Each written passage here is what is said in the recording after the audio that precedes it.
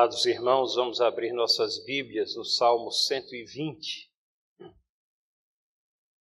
Salmo 120, que é o texto no qual nós basearemos a nossa meditação desta manhã.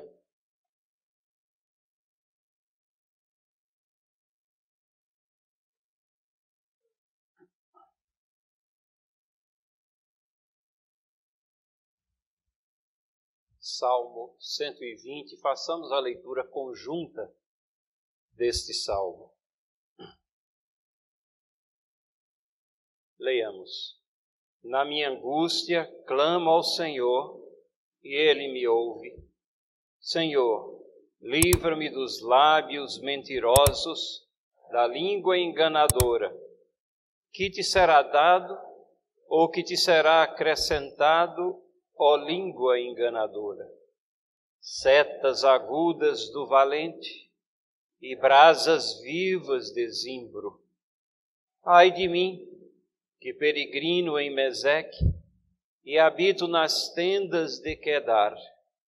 Já há tempo demais que habito com os que odeiam a paz. Eu sou pela paz, quando, porém, eu falo, eles teimam pela guerra. Oremos. Senhor, abençoa agora a meditação na Tua Palavra, a exposição daquilo que Tu colocastes aqui para a nossa instrução, para o nosso crescimento espiritual. Dá-nos a compreensão advinda da iluminação do Teu Espírito Santo em nossas vidas. Perdoa os nossos pecados e orienta-nos em tudo. Em nome de Jesus. Amém. Irmãos e irmãs, esse Salmo 120, um salmo tanto quanto curioso, quando nós acabamos de ler, parece que dá a impressão que a gente queria mais um pouco, que ele fechasse com alguma conclusão. Parece que ele termina assim, abruptamente, no meio de um clamor que procede da vida do salmista em cima de uma situação desagradável. O tema da nossa meditação e mensagem nessa manhã é Deus, nossa certeza na angústia e fonte de paz. Deus, nossa certeza na angústia e fonte de paz. Ocorre que esse salmo aqui, ele é o salmo inicial de um conjunto de 15 salmos. Vai do 120 até o 134. São 5 salmos que recebem nomes diferentes, variados às vezes de acordo com a tradução. Na minha Bíblia aqui, eles são prefaciados como cânticos de romagem, cânticos de romagem. Mas às vezes algumas Bíblias trazem a designação como Salmo dos degraus, ou cânticos de subida. A ideia básica era que esses salmos aqui, esses 15 salmos, eram salmos que eram cantados e recitados no cântico durante a peregrinação anual que se fazia a Jerusalém. Um momento todo especial na vida do povo de Deus no Antigo Testamento, e esses salmos iam dando o tom dessa peregrinação. A tradução que nós temos nesse subtítulo Cânticos de Romagem, possivelmente é uma tradução um tanto ou quanto anacrônica, porque romagem significou, durante alguns séculos atrás, peregrinação a Roma. E obviamente que não era essa a situação, era uma peregrinação a Jerusalém. Mas romagem passou a significar apenas peregrinação. Daí o título, às vezes, que nós temos no Salmo, mas provavelmente salmos de peregrinação seria a melhor designação para esse conjunto de 15 salmos que nós temos aqui.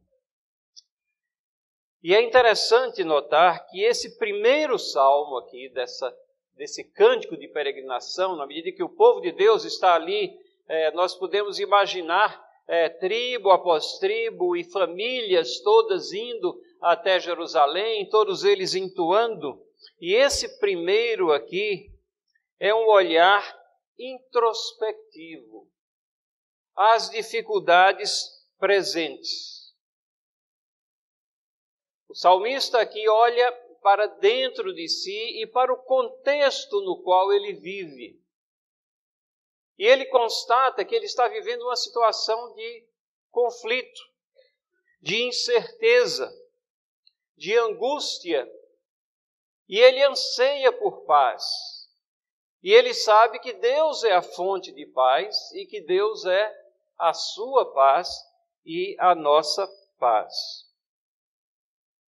Se vocês lembram e devem lembrar, porque o Salmo 121 é muito conhecido, o Salmo 121, que é o Salmo seguinte, ele dá andamento a essa peregrinação, dessa vez olhando para perigos externos e um caminho tortuoso e vales da sombra da morte, e onde a proteção de Deus é que é ansiada pelos perigos da jornada. A jornada trazia perigos e então o salmista olha para Deus. Então o Salmo 121 é uma reflexão do salmista sobre essa jornada. O terceiro, Salmo 122, é um brado de alegria perante a proximidade de Jerusalém. O quarto, Salmo 123, é uma adoração reverente ao Deus dos céus. Então, há uma sequência lógica e assim por diante. Cada salmo tem um tema que leva a dar o contexto dessa peregrinação. Salmo 120 é o primeiro desses 15 salmos e apresenta essa situação de dificuldade, de angústia. A impressão que nós temos aqui, e provavelmente isso é o que estava acontecendo, o salmista está numa situação sobre a qual ele não tem controle. Ele se acha enredado nessa situação. Ele não vê saída nem luz no fim do túnel.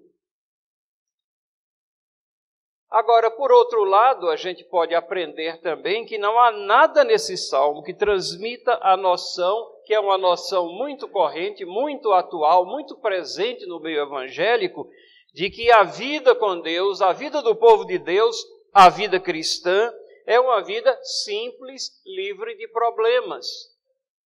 Não, realisticamente ele olha a sua vida e ele vê que ela está cheia de pressões e de situações de desconforto, de incerteza, de angústia. Crentes vivendo no meio de descrentes, num mundo hostil, numa situação que por vezes é de hostilidade à nossa pessoa, à nossa mensagem, à nossa alegria, roubadores da alegria, da felicidade que deveríamos estar propagando. Situações de tanto desconforto, tanta angústia, que às vezes nós ficamos sem ter a palavra certa na ocasião correta, como nos manda as Escrituras, e estar sempre pronto para declarar a esperança que há em nós. Mas às vezes a angústia é tão grande, a situação é tão premente que até a esperança parece fugir, se desvanecer. O salmista, então, apela ao Senhor, na certeza do poder que o Senhor tem, não que ele tem, mas que o Senhor tem de livrá-lo. Ele tem certeza que o livramento vem de Deus. É essa realidade, é essa confiança que transparece aqui das palavras e frases aqui desse salmo. Então, acompanhe comigo pelo menos 3 pontos aqui numa divisão que poderíamos colocar nesse salmo. Primeiro ponto é a súplica dele. A súplica que é colocada nos versículos 1 e 2. E é uma súplica por livramento da língua mentirosa. Parece que a angústia, a incerteza e a situação de desconforto que o salmista atravessa é em função de mentiras que são ditas ao seu redor e que terminam envolvendo ele, e ele se acha numa situação de extrema dificuldade. Os primeiros 2 versículos dizem assim: na minha angústia clamo ao Senhor e Ele me ouve. Senhor, livra-me dos lábios mentirosos, da língua enganadora. Veja, esse primeiro verso aqui do Salmo, ele é a base, é aquilo que vai embasar, vai dar alicerce a esse lamento que está no Salmo.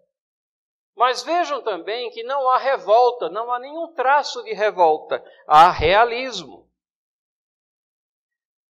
O salmista não está revoltado contra Deus porque ele está experimentando problemas nessa vida.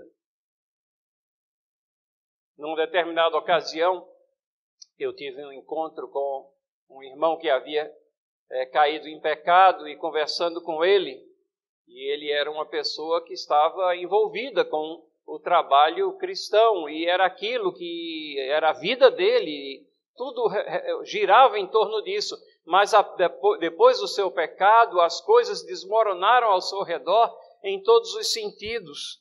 E ele falava para mim da seguinte maneira, ele disse: eu não sei por que é que Deus me fez preparar por tantos anos para levar à frente a sua mensagem, e agora que estou não sei fazer mais nada.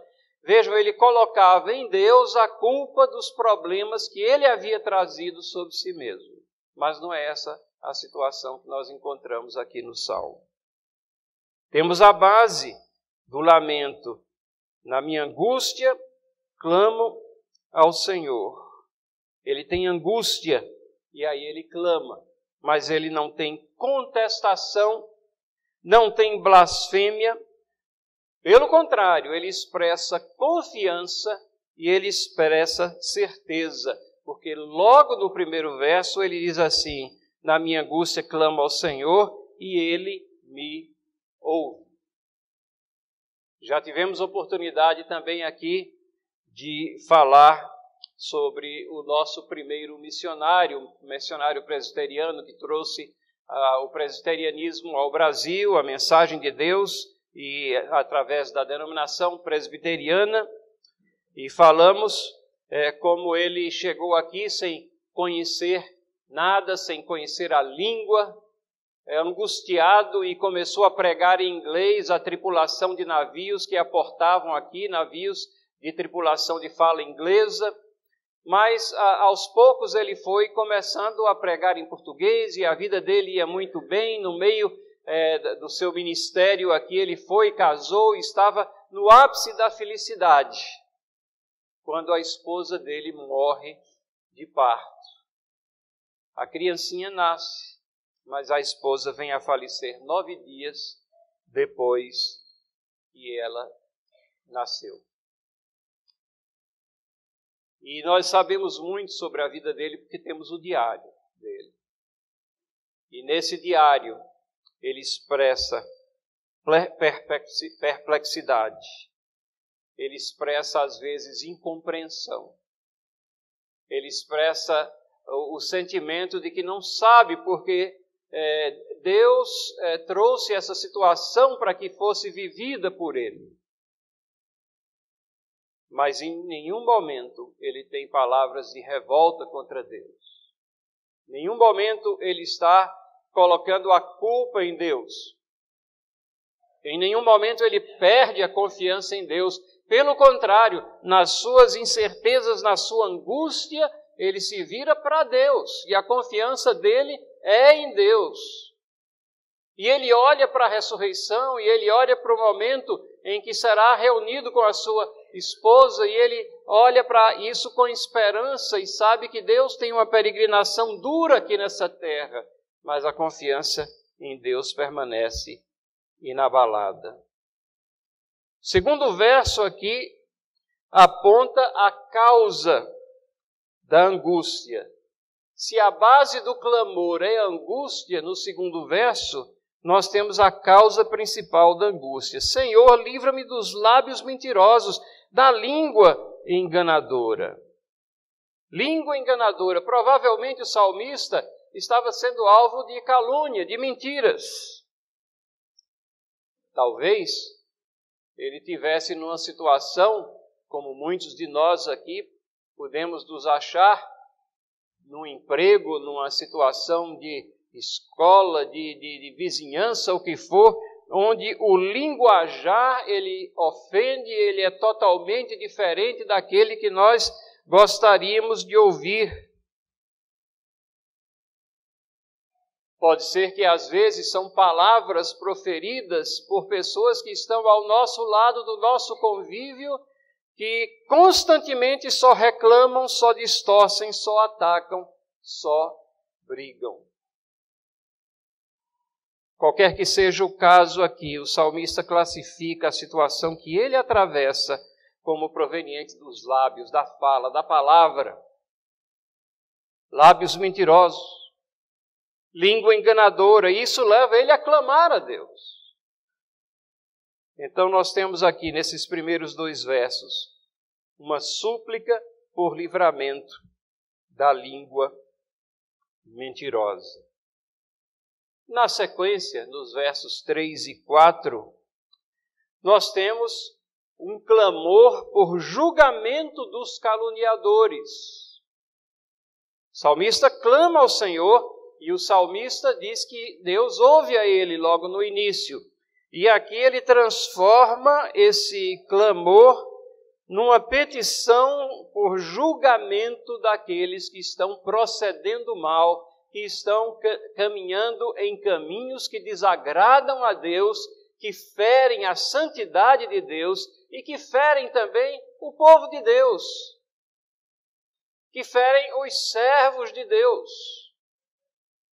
E ele diz aqui no versículo 3, que te será dado ou que te será acrescentado, ó língua enganadora. Ele está dizendo, qual vai ser o resultado desse falar que procura somente ferir, ou enganar, ou transmitir mentiras? Qual vai ser a paga? Qual vai ser o juízo proferido sobre ti?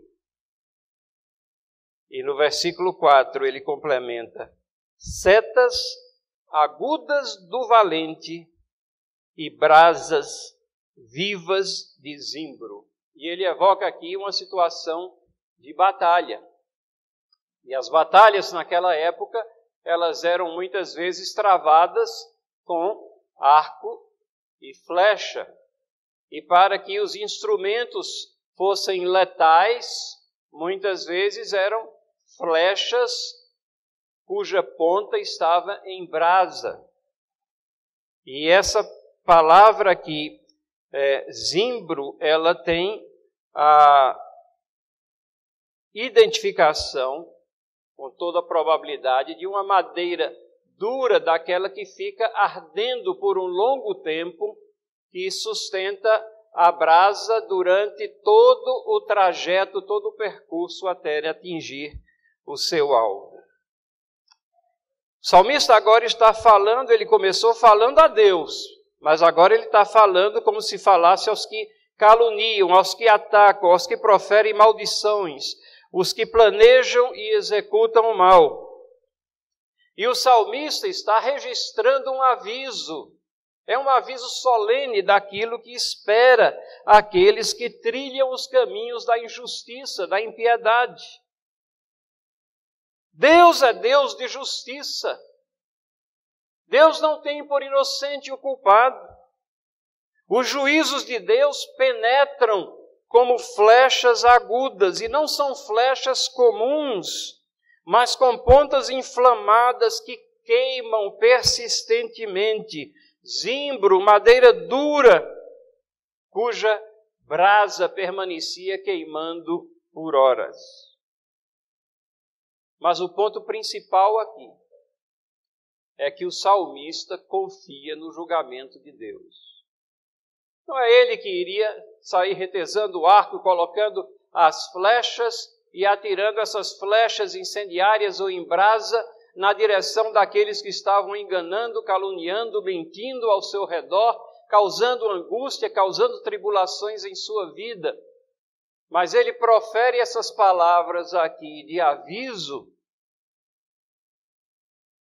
mostrando que Deus é Deus Todo-Poderoso e que Ele fará no seu tempo julgamento contra aqueles que andam contrários aos seus princípios. Então a confiança dele é em Deus, não é na sua força de reação, de retaliação. Não, perante a situação de desconforto, ele clama a Deus e ele avisa aqueles que estão trilhando caminhos que desagradam a Deus. Ele avisa a eles que o julgamento de Deus vem. É o julgamento iminente. Só relembrando que esse é um salmo de peregrinação e é como se nessa peregrinação o salmista esteja ansioso por sair daquela situação de desconforto e caminhar num sentido onde ele teria paz, adoração plena e onde ele seria abrigado por outras pessoas que não estavam preocupadas em puxar o tapete dele, em falar mentiras sobre ele. Essa é a visão da situação que ele estava atravessando e como ele devia estar ansiando por essa peregrinação. Como nós deveríamos estar também ansiando por caminhar os passos que Deus coloca em nossa frente quando estamos em situações de angústia, de desconforto, de problemas. Em vez de ficarmos simplesmente lamentando os problemas, clamemos a Deus. Coloquemos nele o juízo sobre as situações que nos afligem, mas caminhemos, não fiquemos parados. E isso nos leva ao terceiro ponto aqui, que está nos últimos 3 versículos. E o terceiro ponto ainda é um lamento pela ausência de paz na situação de dificuldade e presença. E aqui nós temos, a introdução desse conceito de paz, de complementação, de interesse. Quando você tem angústia, quando você tem problemas, alguma coisa está faltando ou foi retirada de sua vida, você não consegue conviver numa situação de normalidade, onde tudo está redondinho e onde a pessoa de Deus está lá no centro, iluminando todas as áreas de sua vida, e você é roubado da sua alegria, você fica concentrado simplesmente nas coisas que estão incomodando a sua vida. Terceiro ponto é lamento pela ausência de paz na situação de dificuldade presente. Os versículos 5 a 7 dizem: ai de mim, que peregrino em Meseque e habito nas tendas de Quedar. Já há tempo demais que habito com os que odeiam a paz. Eu sou pela paz. Quando, porém, eu falo, eles teimam pela guerra. Lembrando que esse é o primeiro salmo aqui na peregrinação. Mas não é interessante que em nenhum momento o salmista procura descaracterizar a realidade dos problemas que ele enfrenta.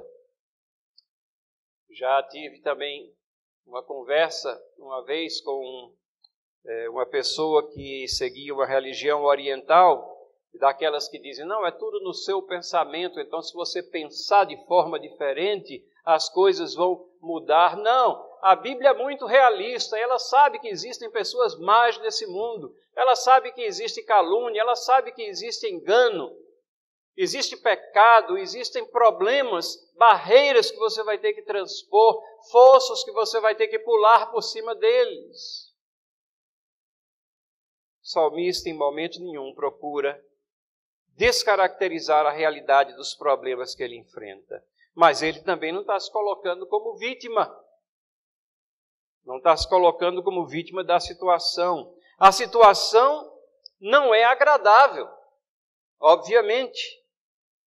E é interessante que ele se coloca como habitando num local ou num contexto onde ele é um corpo estranho.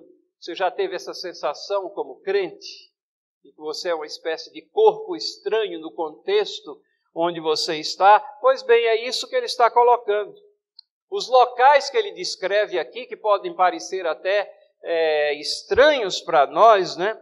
Meseque é uma terra distante, nordeste de Israel.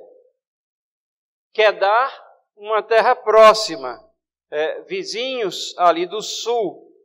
Mas ambos lugares, ambas localidades aqui, habitadas por descrentes e blasfemos, pessoas cujo linguajar expressavam somente impiedade, blasfêmia, rejeição a Deus, rejeição aos princípios e preceitos de Deus e rejeição aos servos de Deus também.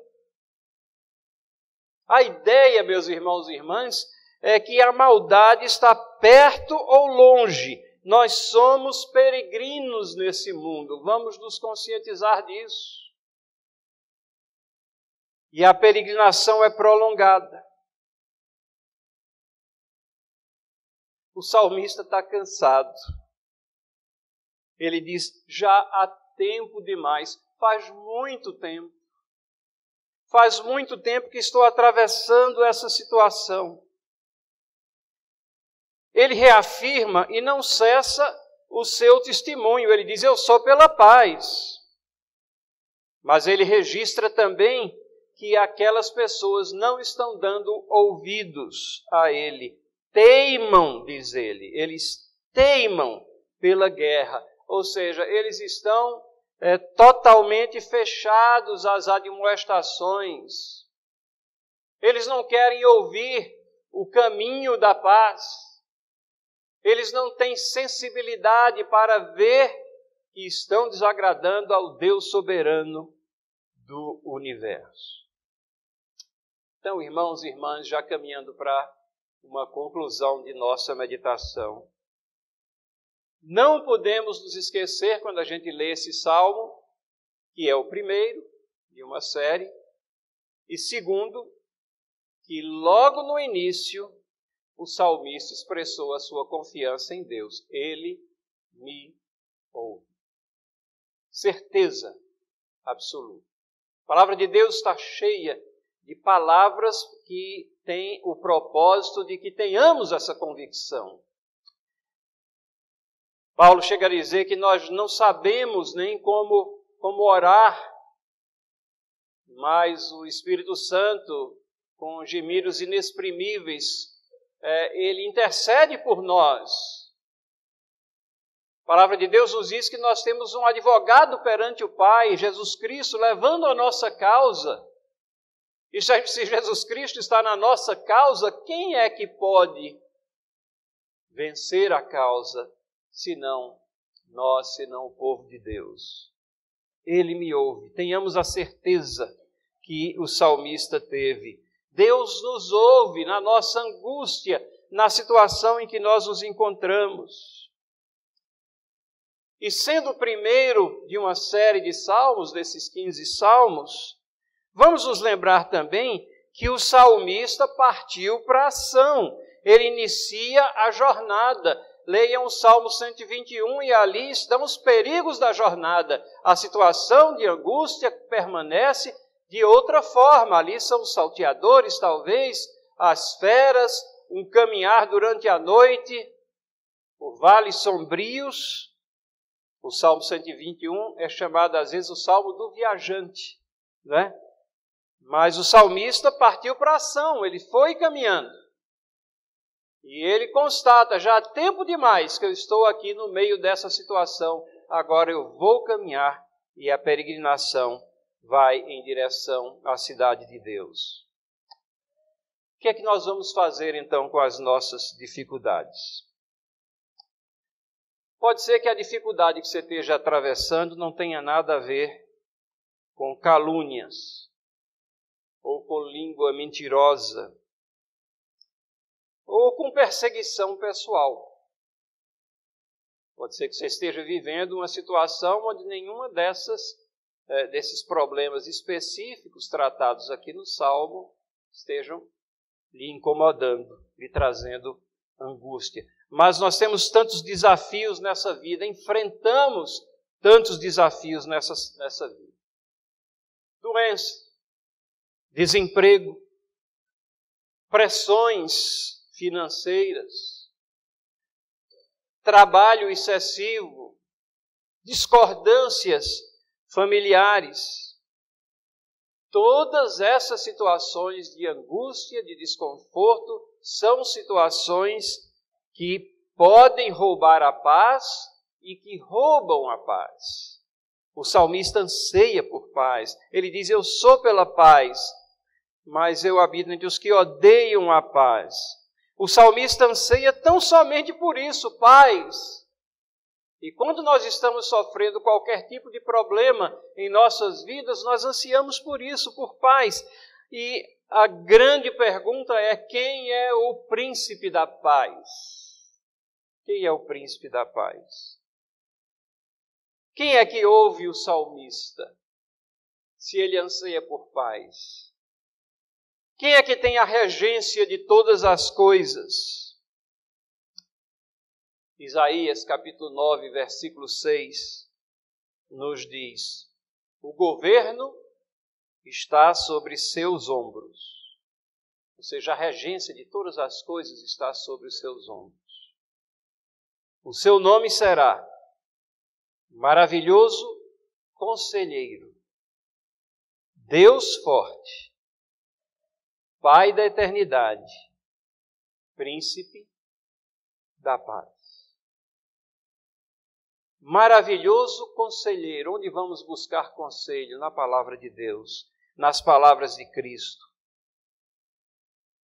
Deus Forte, onde vamos buscar poder. Poder para nós, não, nós não temos nenhum poder, mas Ele tem todo o poder e Ele nos ouve. Pai da eternidade, aquele que faz com que nós levantemos os nossos olhos das situações desagradáveis do aqui e do agora e fitemos a eternidade, é uma eternidade gloriosa com Ele. Não há alternativa, irmãos e irmãs. Renda-se a Cristo. Entregue sua vida, seus problemas, a quem pode resolvê-los e aliviar a sua vida. A quem pode tirar o peso desses problemas sobre os seus pensamentos, sobre a sua vida o tempo todo. Aquele único que pode lhe dar a paz de Deus. A minha paz vos dou, disse ele aos seus discípulos, e ali estávamos representados também.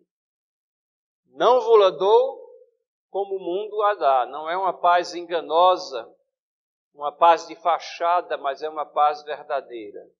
E ele adicione, não se turbe o vosso coração, que o nosso coração não fique perturbado. E nós concluímos lendo Filipenses capítulo 4, versículo 6. Não andeis ansiosos de coisa alguma, em tudo, porém, sejam conhecidas diante de Deus as vossas petições pela oração e pela súplica com ações de graças. Foi isso que o salmista fez. O verso está registrado lá no Novo Testamento, mas essa é a postura do servo de Deus. Lá no Antigo Testamento, o salmista fez exatamente isso. Abram as Bíblias em Filipenses 4, 6. Né? E vamos ler os versículos 6 e 7 juntos. O versículo 6, que já foi lido mais uma vez. Leiamos Filipenses 4, 6.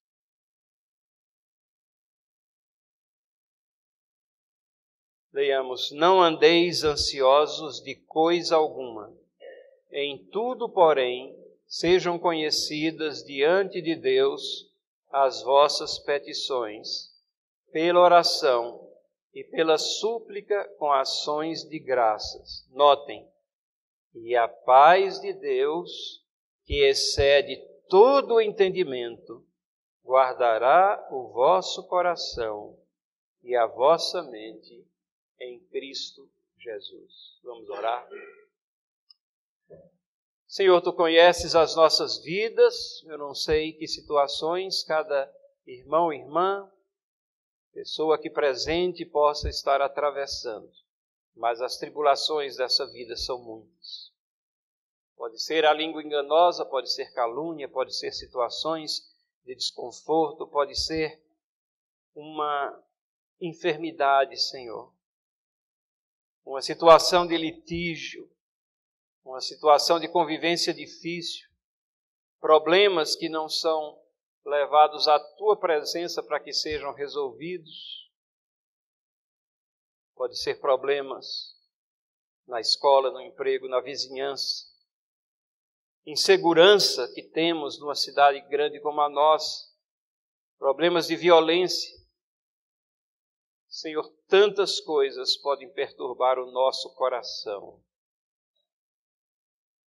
Ao ponto em que chegamos a dizer, já há tempo demais que estou debaixo dessa situação, Senhor. E por isso eu anseio por paz. Mas relembra-nos, Senhor, que a paz está aqui, a paz foi nos dada em Cristo Jesus, o príncipe da paz.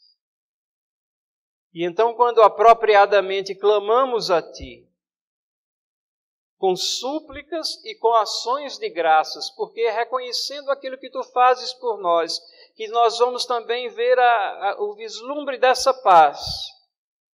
Concede-nos, Senhor, a paz de Deus, que excede todo o entendimento, mas é diferente da paz que o mundo concede. E guarda, Senhor, os nossos corações, a nossa mente, os nossos pensamentos em Cristo Jesus.